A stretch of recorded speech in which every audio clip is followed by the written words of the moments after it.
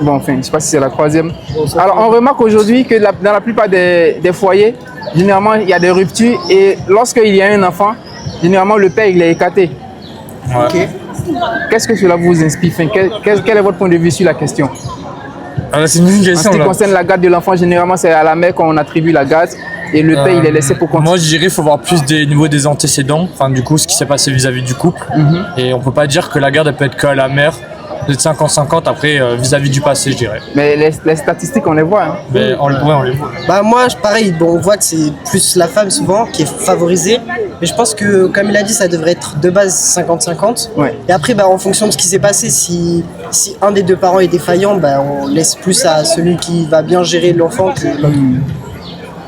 Tu as quelque chose à dire? Bah c'est pareil, mais je dirais aussi si l'enfant il préfère être avec un des deux, que ça aller vers là.